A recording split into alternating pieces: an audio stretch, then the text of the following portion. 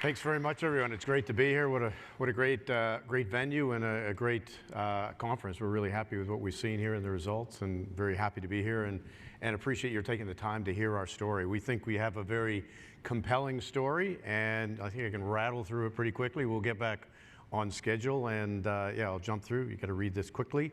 So who are we? We're a hard rock lithium explorer. We are developing the Corvette property in northern Quebec in the James Bay region. And what we found to date, we believe we're demonstrating both size and scale. Corvette is already the largest pegmatite in the Americas, 8th largest globally. It's pretty significant, and it's even more significant when you overlay that on the demand profile that's coming up in North America. We're well funded. We did a strategic investment last August after we announced our maiden resource of $109 million with Albemarle. We still, at the end of December, our financial quarter Q3, we had $106 million in the bank. So we've been able to progress this project very effectively, and part of that whole progress is not only doing the drilling, but also putting in some of the infrastructure, as well as some technical studies and a lot of the early stage baseline environmental work. So we have targeted a production timeline which is going to line up the production at our CV5 deposit to line up with the demand and downstream demand for the North American market. So this is the North American downstream market, and to put this in perspective is probably just to the right-hand side of the slide. The 2027 battery manufacturing capacity in North America is planned to be around 700 gigawatt hours.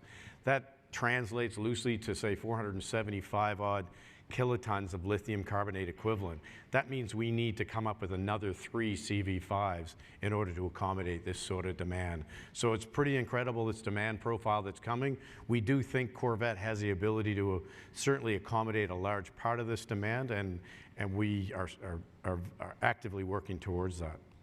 So here we are, the old famous bubble chart. So it shows where we sit within the world. So we're 8th largest here, and keep in mind it's our first resource.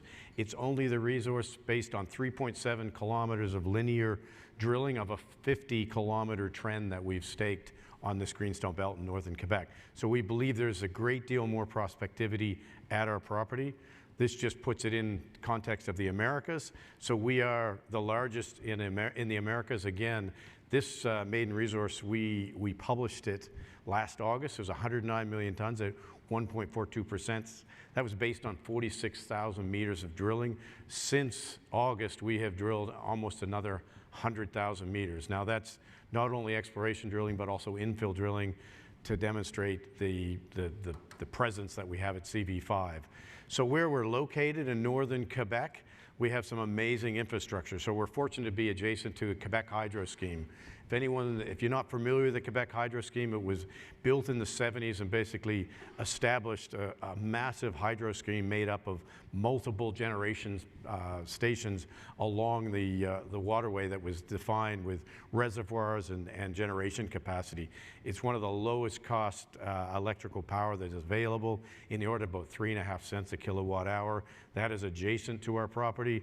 We also have the Trans-Niagara Road, which was built to construct the James Bay hydro system. So it's a very high quality all-weather road maintained by Quebec Hydro, which allows us to have great infrastructure nearby. We have since put in the little connector road that you can see joining us from the Trans-Niagara down to CV5, and we've also put a camp in. And what that allows us to do is to gain access to our property. In the early days, it was by helicopter, expensive drilling. We're pleased to announce this winter with our 11 drill rig program, no helicopters. It means no pilots, no helicopters, no mechanics. It's a fantastic outcome for us for this winter with 11 drill rigs. So we are in a great location located in northern Quebec. This is zooming in on a portion of this 50 kilometers of trend. So again, the CV5 maiden resource, our first resource based on 46,000 meters of drilling in 2022 and into early 2023, got us to 109 million tons at 1.42%. Last year, we had some fires that slowed some of the drilling, but we were able to make it up in the late summer and fall. We drilled another 45 to 50,000 meters last year. Those results have been progressing through, and we're continuing to release the assays for that drill program.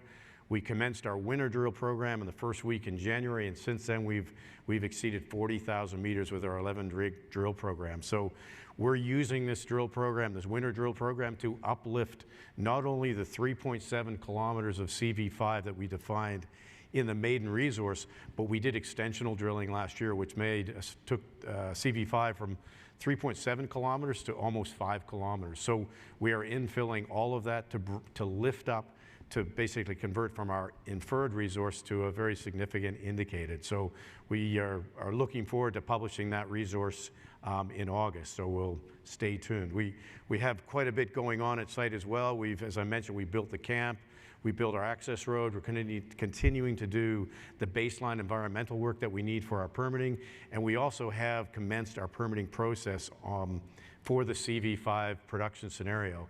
So we submitted our project description to the Quebec government, and that is now underway, and we have a timeline that we're defining to look to be permitted in late 27 and construction and commissioning heading towards the end of 28. So we believe we can achieve that timeline based on the work that we've done today.